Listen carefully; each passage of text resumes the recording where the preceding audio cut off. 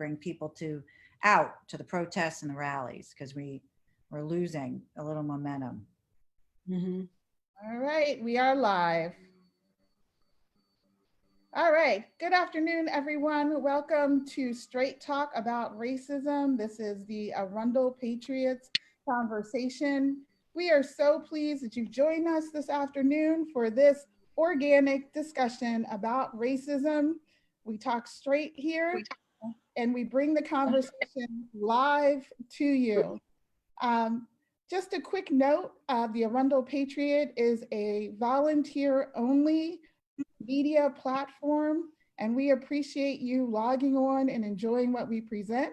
It does cost money to do what we do, and we ask that you go to patreon.org and donate. You have the opportunity to donate as a monthly donor or a one-time donor. All donations are greatly appreciated so that we can continue bringing these great conversations to you on our platforms. So today, our conversation is with religious leaders who are here to discuss the challenges of the discussion of racism in the sphere of religion. We have some wonderful leaders here, and they are going to discuss what it looks like coming from this perspective. So I'm going to have all these great people introduce themselves. My name is Monica Lindsay. So pleased that you've joined us today, and you guys can go ahead and just do self-introductions. Can we start with Ridwan? Assalamu alaikum. My name is Ridwan Abruman. I'm the president of the Arundel County Muslim Council. I live in the county, live in Savannah Park, and we have 3 mosques in the county. Thank you. And the next person, Claudia Barber, please.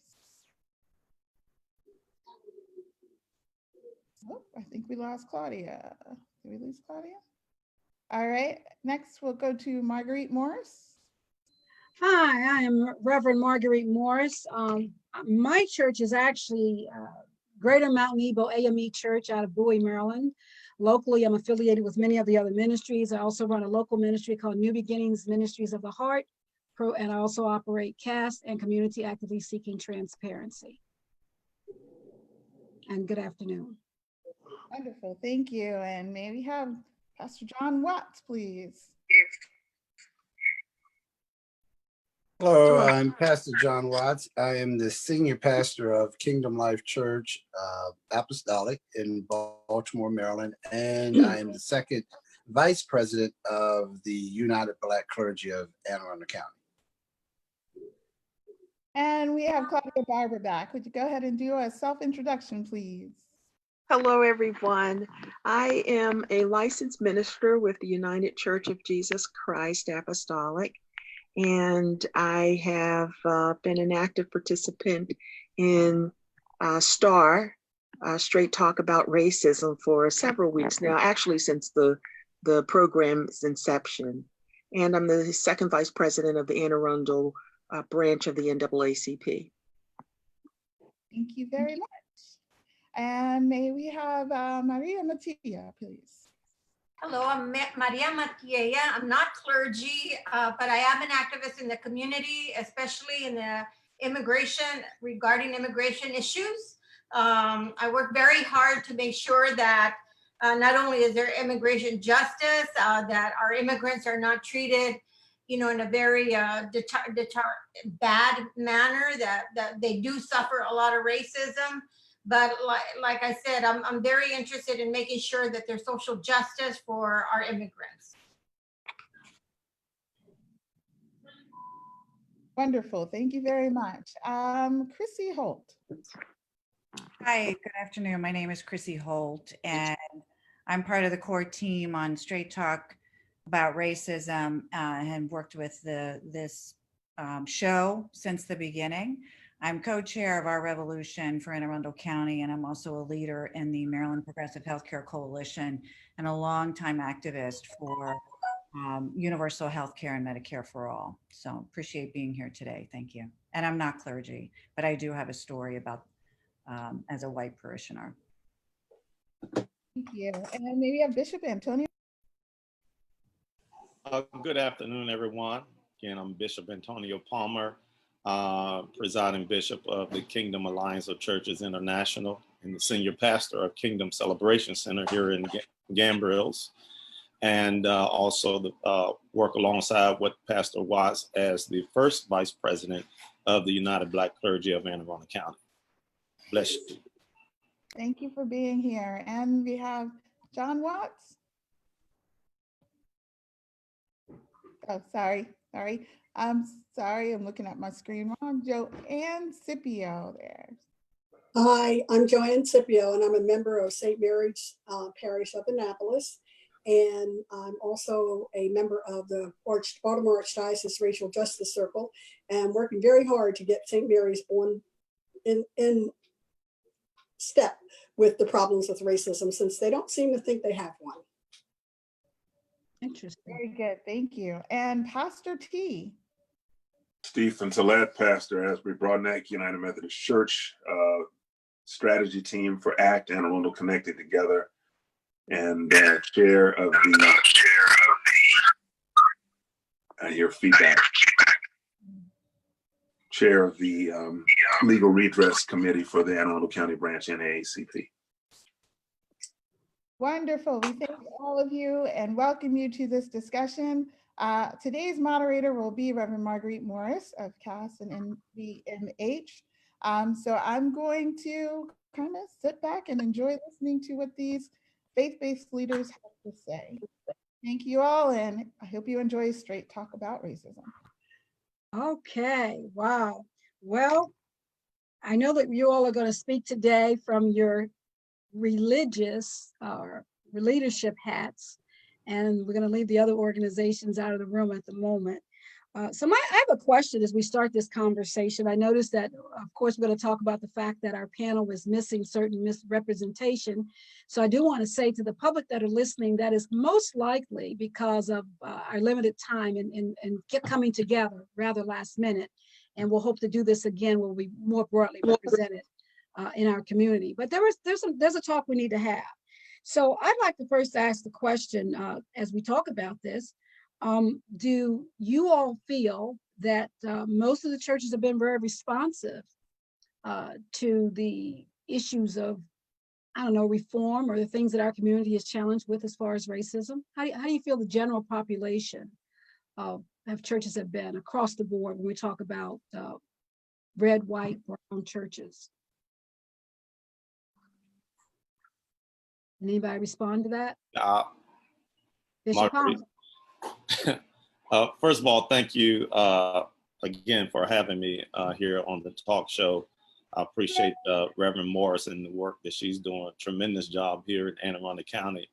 I just want to say to answer that question, from my perspective, I don't see enough of the churches, not just churches, but just from the religious sector, if you will. I don't see enough of us standing together when it comes to dealing with the racial inequality and injustice that's taking place.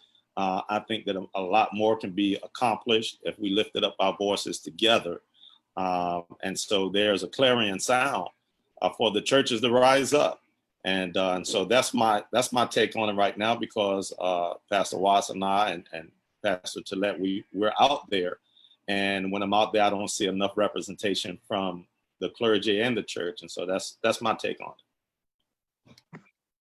Okay, anybody else care to respond? And remember, we want speak and feel free to speak exactly what your thoughts are as well. So from where you're at, because this is about straight talk about racism. In December of 2014, in response to the murder of unarmed Black people at the hands of police, there was a march, a protest at the city dock and then up Main Street in Annapolis. And I found that experience interesting because at that time, we connected with the folks that we knew. So for me, it was largely African-American clergy. But when we got down there to the city dock, there were white clergy that I did not know. And then you'd see them with their vestments on or their collars or whatever. And they were desirous of establishing dialogue and partnership. And since that time, after that, we had conversations, sacred conversations on race, which lasted probably a year or more. There was a certain point when it kind of reached its limit, but actually ACT, and Arundel Connected Together, was born out of that. And at this point, we have 20 some organizations, mostly congregations, Anglo and white, obviously needing to extend our reach into the Latino community. And then we have, as Rudwan is on the call, we have a connection with the Muslim community as well. It's not an easy conversation. And in fact, when we were having the sacred conversations, there was a point where it was clear what folks were not there. And the more evangelical white colleagues were not present. And unfortunately, there seems to be a history in this country of the evangelical portion of the white religious community really commingling their religious affiliation, spiritual expression with nationalism, tying it to the flag and the red, white, and blue. And the flag has to be, has to take not be considered primary, but secondary to our faith if we're going to live it out and express it correctly. That is not the case in some instances so far, which frankly is a part of some of the problems we're having. Okay. Anyone else care to respond to that? I'd like to add to that conversation, because I remember when we had the protests about the Charlottesville killing and how the Reverend Dr. William Barber III and his movement has generated what I see oftentimes in his demonstrations and his Moral Monday protests, that he has established a very strong coalition of and diverse coalition of ministers who put on their robes and they will protest at the US Capitol in Washington, DC. They will stand hand in hand and protest against injustice. And his tweet is always on fire with a large following of diverse population and clergy. But it varies. I also understand what Reverend Tillett just spoke of about the evangelicals and their role, because oftentimes what I see is the fact that they tend to be aligned with the Confederate flag sometimes, and they tend to be aligned on the opposite side of the injustice and associating themselves with white nationalism. And this is alarming, and it's jarring for me to sit there and watch that unfold. I'm very, very disturbed at that because instead of them acknowledging that, Black Lives Matter, when the George Floyd demonstrations unfolded, they're on the other side of the coin, rebuking it and calling it a terrorist organization and Marxist and using inciting words and language to that effect. That just makes it more divisive. Go ahead, Pastor Watts. Well, of course, I'm Pastor Watts. I thank you for this opportunity to speak and to share. I thank the Lord that I work with a lot of people here, a lot of different religions. Thank God that I'm able to be able to connect with different groups of people, and then to share. I think that as religious organizations, as our country, nationalism, with all that, Black people is America's dirty little secret. And until we deal with this as a country and deal with who we are and where we stand spiritually, until we deal with the facts and truth, because truth stands alone. And the reason why I believe that, and this is coming from me, reason why I believe that there is a silence is because the intellectual community have come upon some of the religious, and I say religion, and I'm not going to just point out one, because this is just not a Christian problem. Muslim people played into this. Jewish people played into the slave trade. Every group, religious organization have played into the demise of African American people as it relates to slavery. Now, and to say this, the silence is that, what are you going to say? You got to roll back 400 years of lies, 400 years of misinterpreting, 400 years of controlling and manipulating, 400 years of telling us that this white man was our Christ.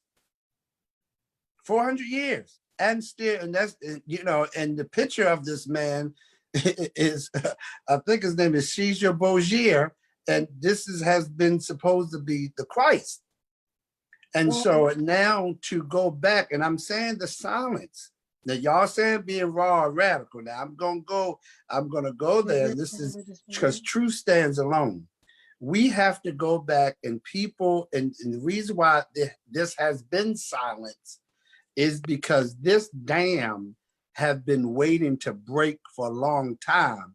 And I don't think that they have prepared that it was going to be this mass. And so now with the nationalism, so the way that, and I'm going to be quiet, the way that you disprove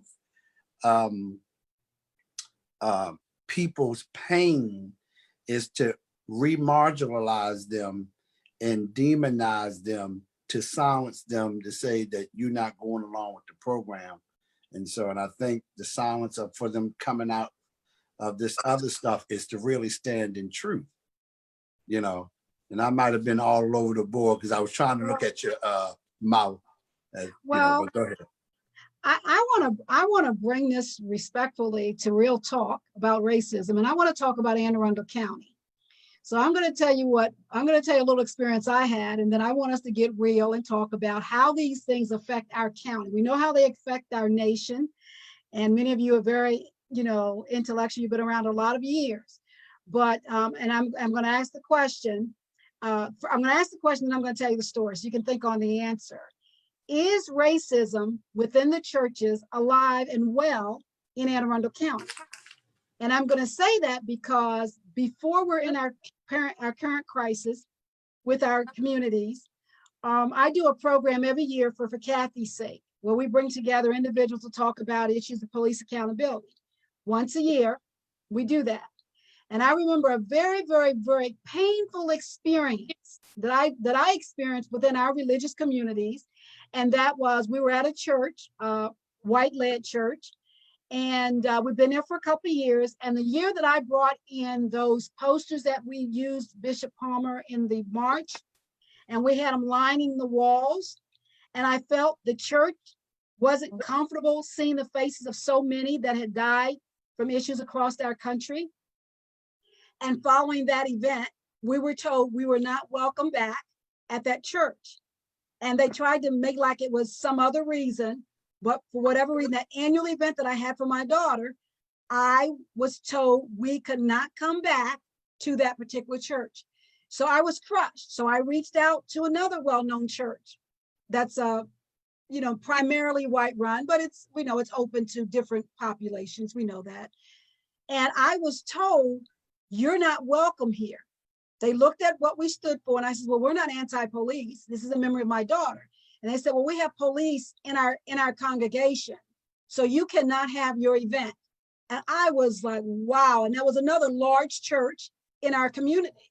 And these are issues that we're dealing with now. Reform, racism, whatever. You can't come here with your program and your pictures of your dead people across the country. So let's bring it to Anne Arundel County. And the question is, do we believe, or do you see, or have you observed racism within religion in our county. And what are we going to do about it? Anybody take that question? Yes, sir, Bishop Palmer. Yeah, Be I real guess now. This is straight talk. We want to talk about this. This is real. Right. This is really going on.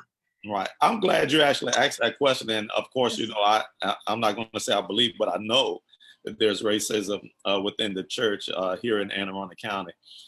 So much, in fact, that recently some white pastors have decided, I guess they had a moment and where they were able to recognize that that they themselves and their churches either have prejudice or just didn't understand the privilege, white privilege that they had. And so they want to begin to have dialogue, I think like Reverend Tillett was mentioning earlier from 2014. But now in 2020, there's a group of pastors who invited myself and other Black pastors. Matter of fact, the meeting is next Sunday.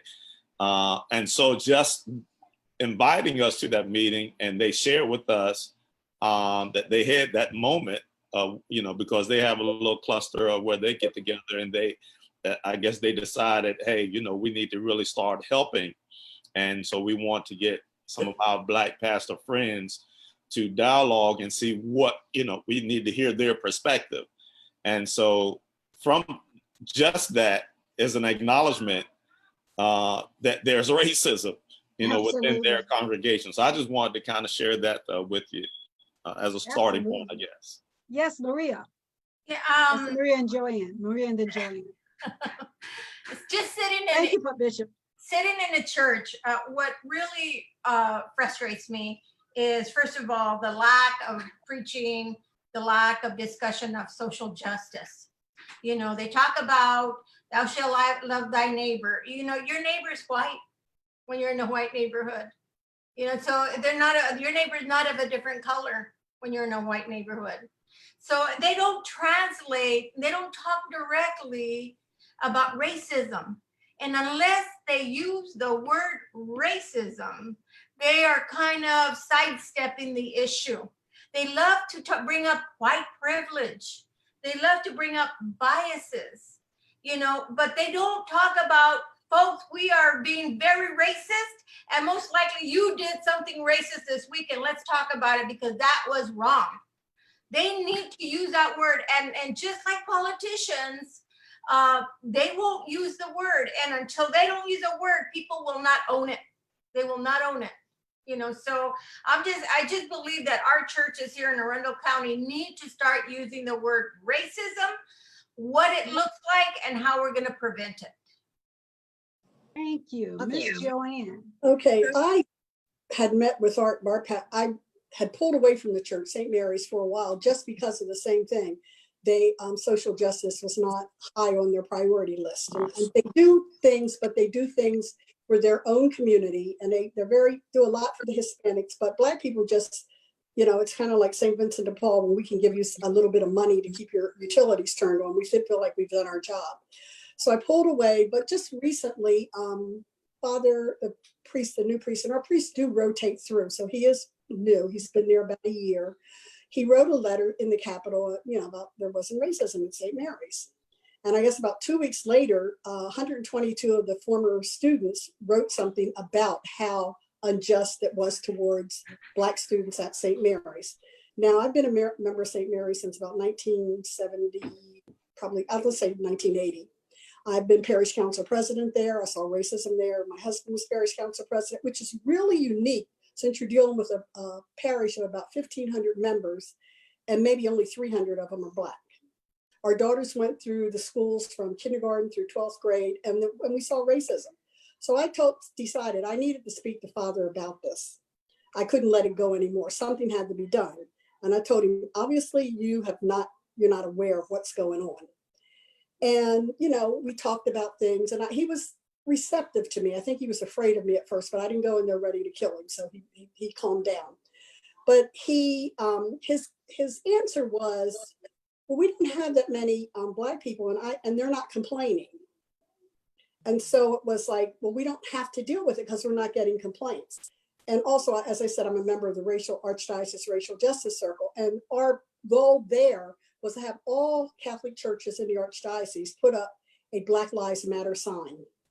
Well, I knew he wasn't going to go for that. So he did say that. And I told him, I'm not surprised. I would have been surprised if you had agreed to it. And his reason was, just like somebody said, well, there we have law enforcement officers in the church. And I went back to the Bible and said, remember the story where the one flock got away and they left the other 99 and went looking for that one? It's not like the other 99 didn't matter, but the one was in danger. And that's why we're doing this. And he was, the Black Lives Matter movement and the Black Lives Matter organization. And, I said, well, they're two different things. And he said, yeah, but people don't understand that. I said, this is your opportunity to educate them. So we're at a point now where I told him, I'm willing to facilitate something on racism for you. But we are at the point now where we will be doing something with racism, because he just was totally clueless. And I gave him stories and, about racism that I've experienced, racism my husband experienced, racism our daughters experienced at the school. And, he went back to the Hispanic community and how much they're doing for them. And I said, that's not the same. I said, if I'm walking down the street with a short sleeve dress on and you look at me, I'm a Black woman. If a Hispanic woman is walking down the street with a short sleeve dress on, you don't know she's Hispanic until she turns around. And so you can't put the two together. And while I appreciate everything you're doing for the Hispanics, and he was upset with the students because they didn't address that, I said, but this is totally different. And we're not ruling out what you're doing for Hispanics, but you are not facing racism. So while I don't think I'll get the Black Lives Matter sign up right now, I am planning on trying to get him to put something up, as Maria said, about racism, because they do not want to address racism. And because we're not burning fires in the back of the church, Black people don't matter at St. Mary's. Can I Thank say you very something? much. Hold on, Pastor Watts, hold on. We're going to go to Judge Claudia. Then we're Okay. going to go to Colonel Ridwin, and then we're going to come back to Pastor Watts. He's had his hand up for a while. So Judge Claudia. Well, I'm going to be brief. I'm going to be brief, and I'm enjoying the conversation and the ideas that are generated in this discussion. But one concern that I do have, and I'd like to add to the conversation, is that a lot of churches, just as Ms. Joanne had mentioned, they don't want to put up the Black Lives Matter sign because of white fragility. They don't like to talk about racism. They just, it irritates them. It is something that they cannot grasp at all. Now, they'll sit there and deny white privilege, right and left. But I mean, I see that personally as you're not being true to yourself. And you're not being true to yourself. White privilege exists. For the most part, you're on top and everybody else is at the bottom. Now just be real about it, and be truthful about it. But they don't want to. They don't, the George Floyd incident. Okay, we messed up, one little mistake. No. Profiling has been happening for years, decades, a century, and it. So stop it. I mean, just stop stop denying white privilege, and stop, being in the zone of white fragility where you can't talk about it. You have to talk about it. I mean, this whole concept that Joanne brought up, the fact that nobody, these churches don't want to even put up a Black Lives Matter simply because you have law enforcement. I mean, my father was part of law enforcement, and so was my uncle, who was a police officer in Baltimore City for at least 20 years before he retired. So, I mean, there are plenty of law enforcement in many people's congregation, but that doesn't stop us from acknowledging that Black Lives Matter, especially when it deals with important and relevant issues like racial profiling of in the community. That's what I wanted to say. Thank you. Thank you very much for that. We're going to go, and we know that Sunday mornings, days of worship, the biggest divide is on that morning with people of color. Right. But we're going to go to Colonel Redwin in the corner, and then to Pastor Watts, and then we're going to go to Pastor Tillett. Colonel Redwin, did you have some input? You have to unmute yourself. Monica, can we get him unmuted, please? I am not. There you go, sir. I'm not a clergy, but thank you for. You're a religious leader, sir. Fine.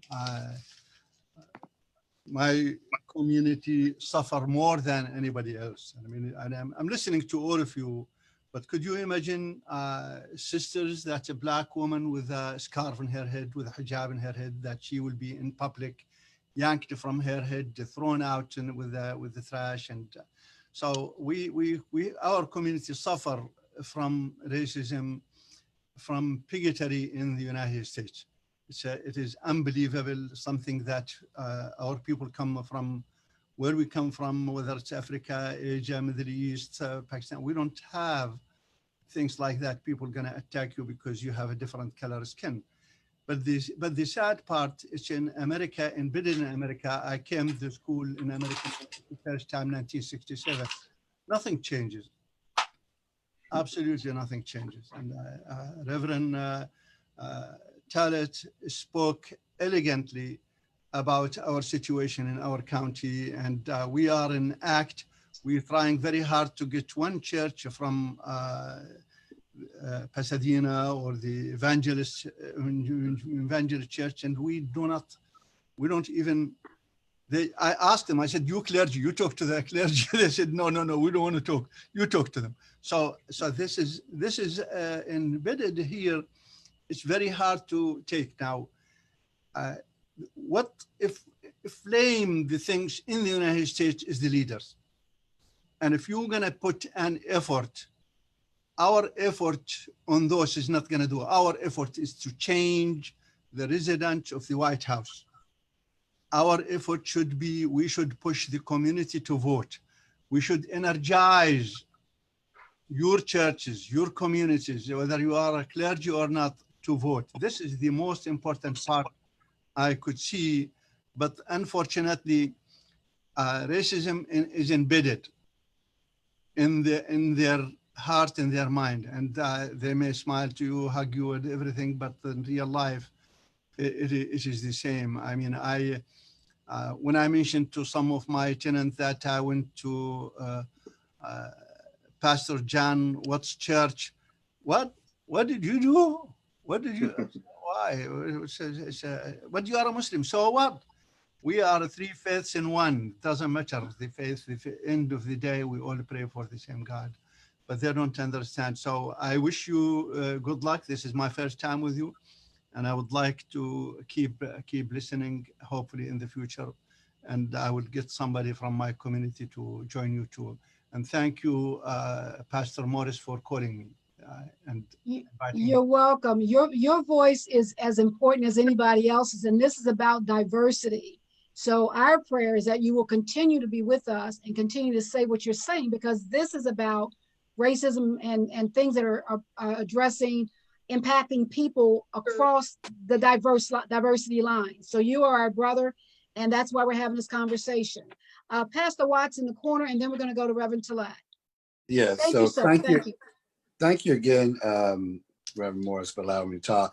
And Mr. Ruwan is an amazing person. Yes, he did come to my church, and I let him in my pulpit, and he spoke.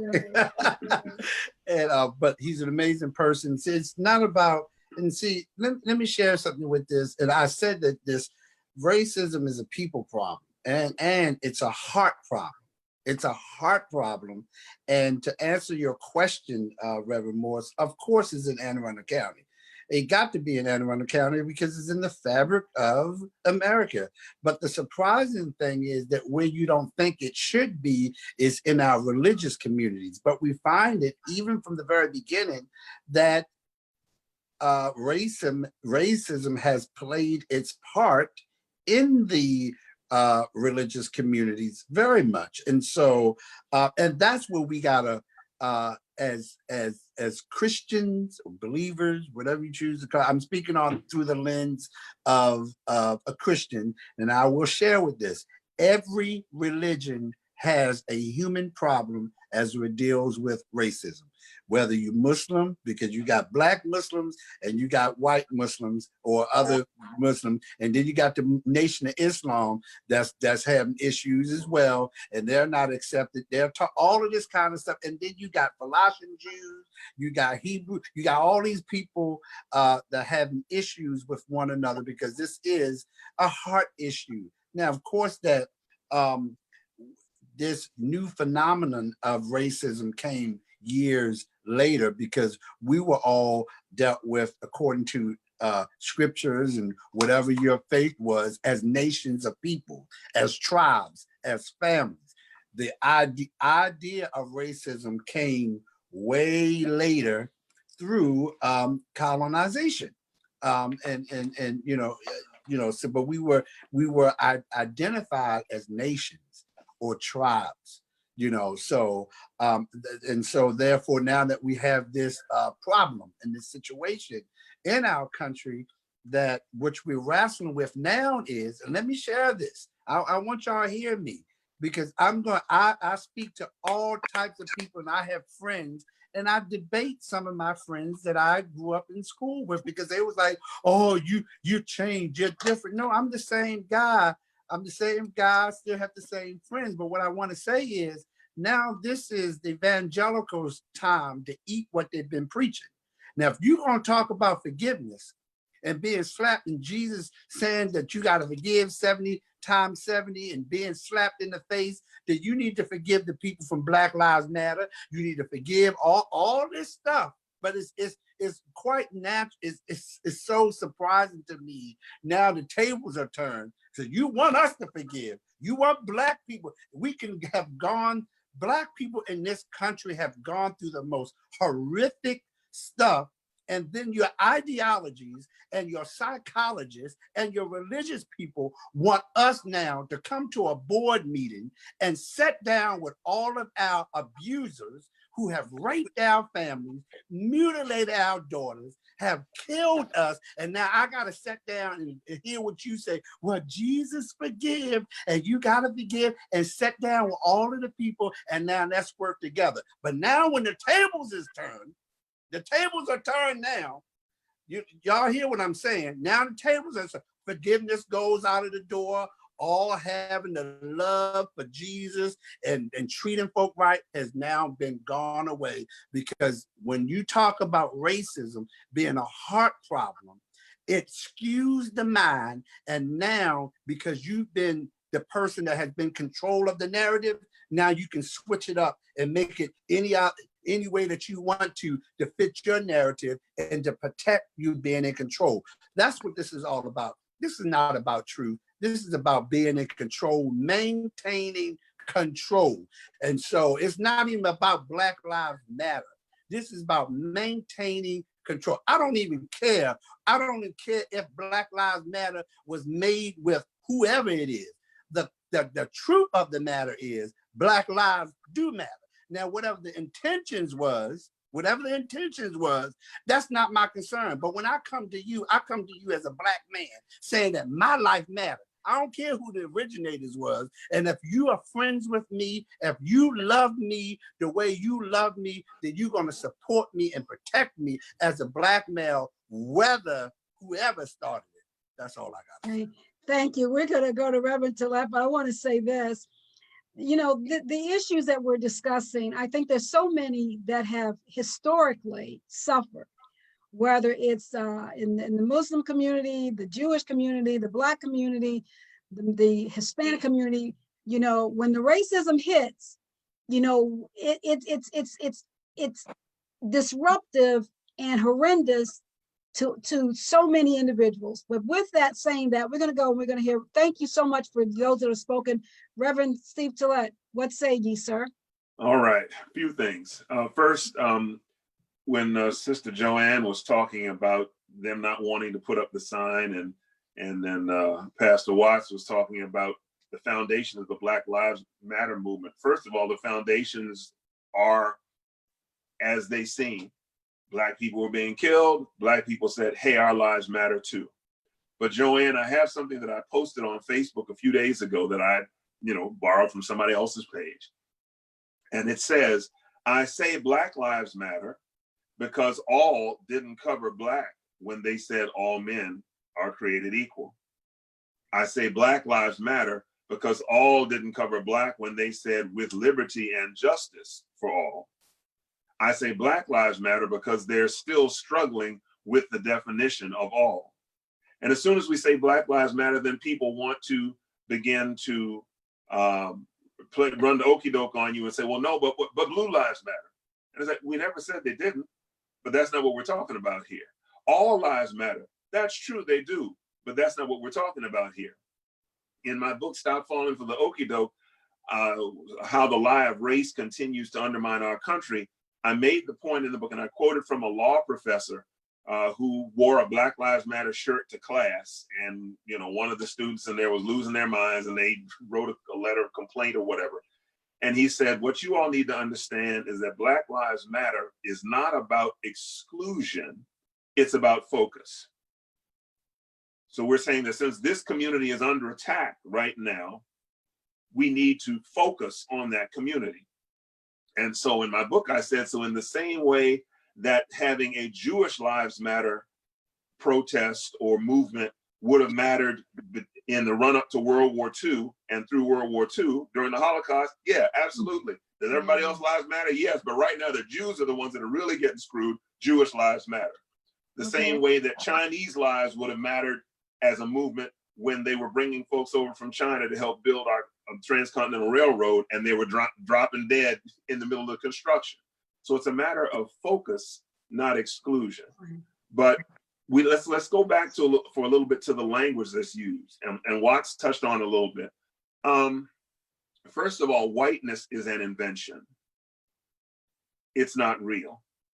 Everybody, every face on this screen, everybody listening and participating on this conversation right now, all of you are sons and daughters of Africa.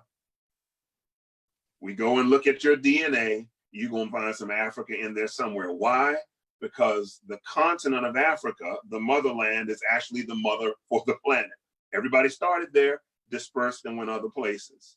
But your DNA is 99.9% plus the same as everybody else on this planet. There's only one race, the human race. Everything else is ethnicity. So we're really talking more about ethnicism than racism, because racism is not possible unless you're going to be prejudiced against a Klingon or Vulcan or something. Racism is not real. Ethnicism is. But beyond that, we have the situation where we had people come from Europe, and they were balkanized and in their separate groups. So the English didn't necessarily want anything to do with the Italians or the Spanish or the French or the Slavic peoples or anything. They were all different tribes, as Watts said, all different tribes and groups of people.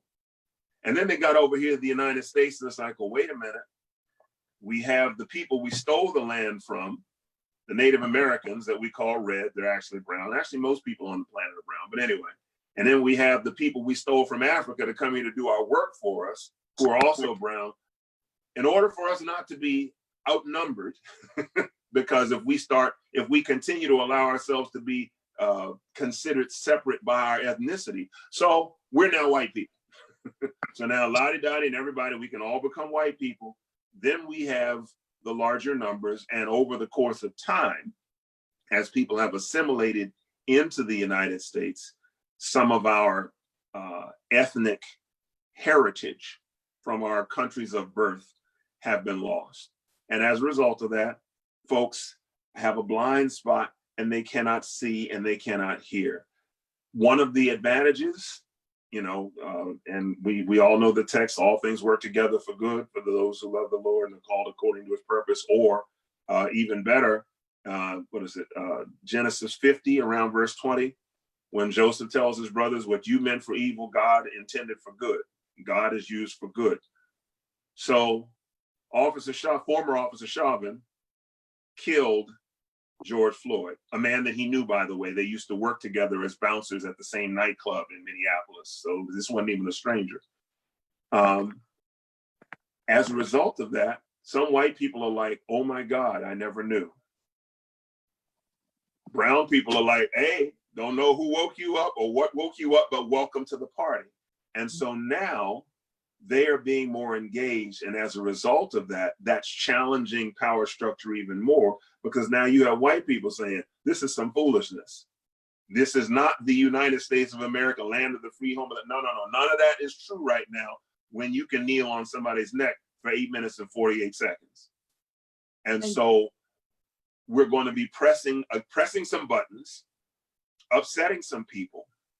But at the end of the day, for those who are willing to see the common humanity in your cousins, because we are 30th to 50th cousins with everybody on this planet. So everybody's excited to have cousin Barack and cousin Michelle, but you got cousin Donnie too. It is what it is. He's in the family. We're all in the family. That we have to try to begin to pull on our common humanity. There are going to be those that aren't feeling it. That's fine. Just don't kill nobody. That's all. You're upset. You don't like Black people. Just don't be around them. That's all. That's you don't have to kill them.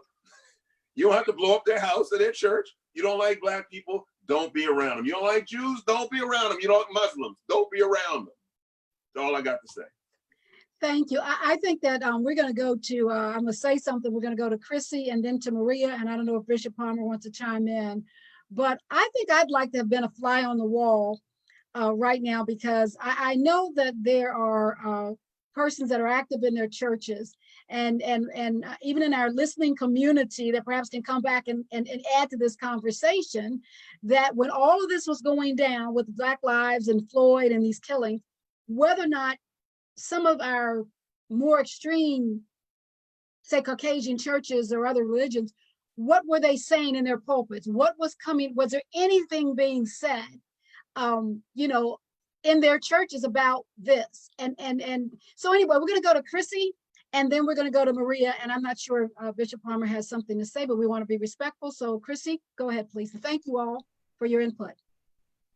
Wow. Okay. So I was going to pick up where Joanne was, because Joanne and I met at ACT. We were at the first meeting, and as all the churches were there, Joanne and I were looking around going, where's St. Mary's? Where's St. Mary's? I have no place to sit. I have no home. And so the two of us, got together and we're like, we're it for St. Mary's. Like, and we went through this process of how do we, and I had already left St. Mary's. I'm done with the child abuse. I'm done with the denial of my children. I raised them there. I actually joined the Catholic Church after my son died, because Mary also lost her son, and I was looking for a home to work out the grieving process. And my first husband was Catholic. It made sense. But our experience at St. Mary's was so bad, from the bullying and from, one of my kids was dyslexic and they just were failing her after their father died. I mean, the lack of compassion and support at that church was just horrendous. And I finally just could not sit in the pew anymore and listen to white men, old white men that knew about the child abuse and did nothing. And they can't even deny that they didn't know in the church at this point. So my anger and rage is at them, but we still can't find a church. So, Reverend Marguerite, your question is, it's so racist. It's so segregated in Annapolis. There are definitive Black churches and white churches.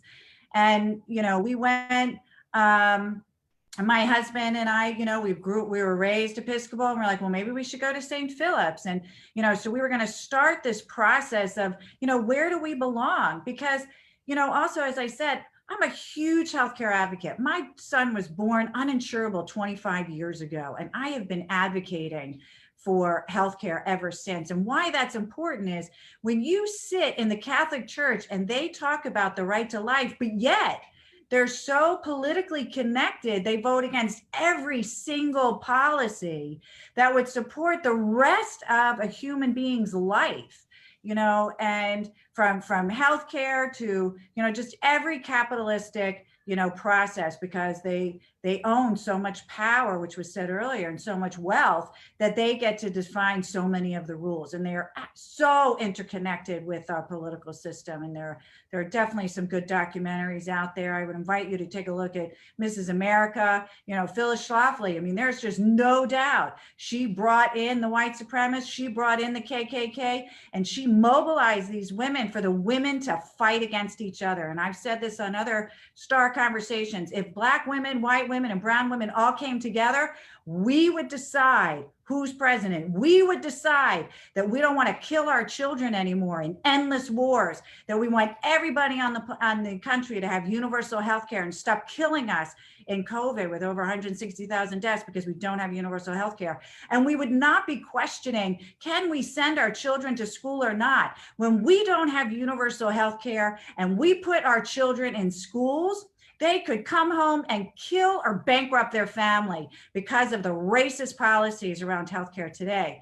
So, you know, I'm a very spiritual person because I have to be in a 12-step program, but religion, I am completely lost. We are that family that's looking for that church where we just feel comfortable. We've been to the Unitarian Church, and when I went there and I went to their social justice program, they're like, well, we support the Affordable Care Act. And I go, how can that be possible? It is such a proven racist policy. If you're not for universal health care, how does that work? So it's so connected to me because it is connected. And when policies are specifically written for us versus them, that is a racist policy. And the only anti-racist policies are the ones where everybody's in and nobody's out. And when the churches, I mean, I'm infuriated by the fact that St. Mary's or any church would say, we're not going to put up Black Lives Matter because we have police officers. That is the core of what's going on. We have Black police officers, as Judge Barber said, but the fact that they would pick one or the other, it doesn't even make sense. That's the message that they need to bring to the pulpit. And, you know, I don't have the bandwidth anymore to fight with St. Mary's. All you got to do is look at their elementary school and then see all those Black football players. And you can see all they're doing is recruiting for sports, but they could care less about educating them. They could care less about feeding them. And when I canvassed in the low income houses around Annapolis, I just couldn't believe it, because your big builders sit inside St. Mary's. They are so rich. There is no reason why they can't figure out the Habitat for Humanity and to rebuild our local housing. I mean, the discrimination is just huge. And if I don't say another word on this show, I'm so appreciative of everybody coming on to Star, and I hope you'll come back. And Come on home, sister. Come on home. Thank you. So Chrissy, what do you really Come on feel? home, Hold on, Chrissy. hold I'll on, take you in, pastors. How do Chrissy. you really feel? Come on home. Pastors, hold on. Maria, hold on a moment. I'm going to say that I hear the pastors chiming in. Chrissy, you got 3 or 4 pastors, religious leaders on this line. I'm sure any one of them would welcome you in their church. And I'm going to say, even though we're saying churches, we want to make that uniform to include religious organizations. So our Colonel Rudwin, you are not left out of this conversation. The church is what we're comfortable with, but we mean religious organizations and their experiences as a whole. Now, Come and dine, Chrissy. Come and dine. Stop advertising. I'm Stop sorry. advertising. I'm sorry. okay, we need a home. And I can feel it. I can feel the spirit. We're gonna go. Hold on, guys, gentlemen, please. And also, we're being watched. So we want to say that we're not throwing all of our brethren under the bus. We know that we have many diverse individuals that are religious leaders in our community that come together with us. But we also know there are a vast number of them that will stay away. We know that when our community was in crisis, if I might say, with the shooting at the Capitol, we saw them come out together and show true unity. We just need them to show unity for all lives that matter, if I can say it that way. Maria, can we go to you next? And then we'll go back to whomever would like to follow her. I believe, Bishop, you may have something to say. Maria, go ahead, please. And thank you all. Maria, you need to unmute yourself, or is I too am a Catholic that stopped going to Mass. And the reason I did that is because I am a very, very hurt person. You know, I've suffered a lot of racism my whole life, all the way from being, paddled and my mouth lashed out with soap for speaking Spanish in elementary school, to signs put on me that I was a crybaby after being paddled, to monkey tails being put on me because I would walk around too much in the classroom, all the way from elementary school to the professional setting where I heard my workmates tell me that Latina women are good for cleaning houses, and that's all they're good for, is cleaning houses. And so a lot of racism, and by the way, my last job was working for President Barack Obama as a political appointee. So I am so happy that there are a few very special people out there that do pull us along with them. But so I'm very, very hurt and I'm looking for healing. And unfortunately, the Catholic Church was the one I went to, did not provide that. It is a patriarchy where the men are in charge. They do not listen to the women. If there are women in charge, it's usually white women that don't want to listen to brown women. So there's hierarchy in the Catholic Church that is not conducive to social justice, and is not conducive to getting rid of racism or sexism. So it is a church that requires a lot of healing, a lot of fixing. And people like me, people like Chrissy, are looking for a place where we are accepted as a strong women that we are, that can contribute and help others, and unfortunately our church was not one that respected that. And so again, the most important thing that you can do to a person is to listen to them, respect what they're saying, and act on what they're saying. And that is not what we're getting from our churches. We're not being listened to, and we are not making a difference. And so I hate being negative, but yeah, it's just a lot of hurt, and we're looking for healing. Amen. Thank you so much. We're going to go to Bishop Palmer, and then following Bishop Palmer, I see Joanne, is your hand up? And we'll follow Bishop Palmer with Joanne. Thank you all. Reverend Morris, you can go ahead to Joanne. I think everybody kind of filled the question that was asked. And okay. I had came in at the beginning of that question, so we'll go to Joanne. All right, Joanne, go ahead, please. Thank you, sir. I did want to say when I met with Father that one of the things that I said is that seems to be division between the Black clergy and the white clergy. And I thought that was something they needed to work on. And Reverend Tillett, you said that they did that a couple of years ago, and then it kind of came to a standstill. So I did tell him there was definitely a need for that. The Catholic Church needs a lot of work. I'm originally a Baptist, and I converted, not sure. I did it. I did it. So I've got disenchantized with it, but I feel very strongly that I'm not letting them off the hook.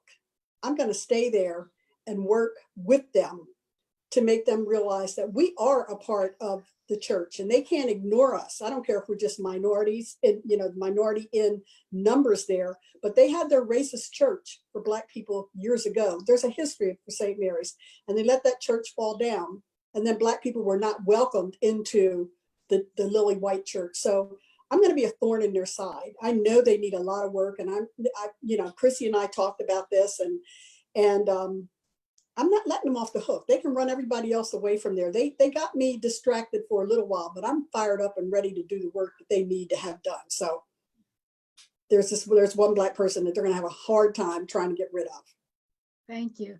Thank you all so much. And we're going to get ready to wrap up. I'm going to say a couple of things, and I'm going to yield it to Monica. I love this show. It's been straight talk about racism. I'd like for us to, if possible, and with permission of Arundel Patriot, that we continue this conversation at another time, and that we are able to include a more diverse group. We need our white, red, purple, and orange sisters and brothers to join this conversation. And hopefully those that are viewing it, and I know some of the leaders are, they said they'd watch, that they don't view this as tough, that they view this as a conversation that needs to be had.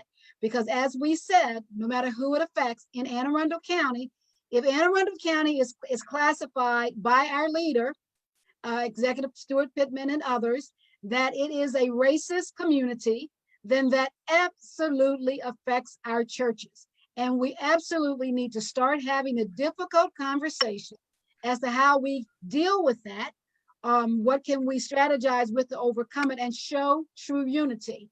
We know that some of our white brethren and sisters couldn't be here because they were other places and they would gladly have joined us.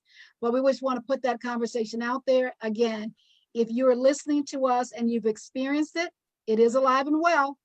And what are we going to do about it? And with that, I thank all of you for being here today. And I'm going to yield to Miss Monica down in the corner. Thank you. Monica? Wonderful, wonderful, wonderful. This was a very inspiring conversation. And I am hopeful that all of you will be back again for round 2 of this, because I think this is just the beginning. We hit the tip of the iceberg on this conversation. There's much more to go as far as this is concerned. I just do want to take a moment to, oh, go ahead. I just wanted to say something in my closing, if I could just share something, and just for us to look at, and as we move forward in the conversation with racism. One thing I've learned in my coming up, is, as I say again, racism is a heart problem. It's a heart problem. And it's hard to prove something in a person's heart. You got to be honest between you and God. And I'm telling you, to operate in racism is to subject or submit yourself to evil, You submit your members, your body, your mind. And so and I look at, I don't care who you are, I don't care what church you go to, if you whether it's racism or not, you can start controlling people and manipulating people's mind and lying to people and discriminating against women or whatever it is, black women, brown women, white. It is an evil act in God, and it's demonic. Until we as clergy and people of God start pointing this stuff out, you got the devil in you. You are evil. People don't like to be called it. And racism is an evil, and it comes from Satan himself. If you look at the dynamics of racism, it's bias, prejudice, discrimination, and then being able to act upon it. You're able to inflict it and then control the narrative of this thing. So I want you, so we got to look at this moving forward, and I'm going to be quiet, as a dastardly evil. This is evil, and we need to start calling it out. You the devil, you evil. Yes, you are. You hating people for their color or hating people for you, that's evil. And until you change, I don't care if you're a reverend, I don't care if you're a rabbi, I don't care if you're a pastor, I don't care if you're an imam, if you floating in this way, you have subjected yourself unto Satan himself, the prince of the air, and the diabolical forces of evil. Thank you.